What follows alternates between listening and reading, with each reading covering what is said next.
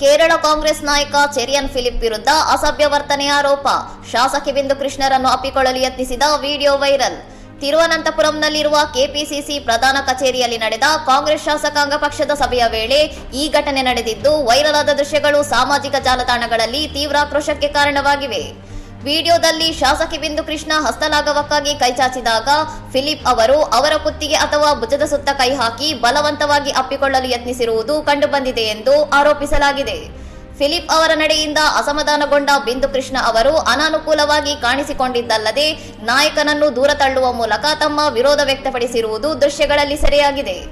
ಈ ಘಟನೆಯನ್ನು ಬಿಜೆಪಿ ನಾಯಕರು ಮತ್ತು ಸಾಮಾಜಿಕ ಮಾಧ್ಯಮ ಬಳಕೆದಾರರು ತೀವ್ರವಾಗಿ ಖಂಡಿಸಿದ್ದು, ಕಾಂಗ್ರೆಸ್ನ ಮಹಿಳಾ ವಿರೋಧಿ ಸಂಸ್ಕೃತಿ ಎಂದು ಟೀಕಿಸಿ ಫಿಲಿಪ್ ವಿರುದ್ಧ ಶಿಸ್ತು ಕ್ರಮಕ್ಕೆ ಒತ್ತಾಯಿಸಿದ್ದಾರೆ.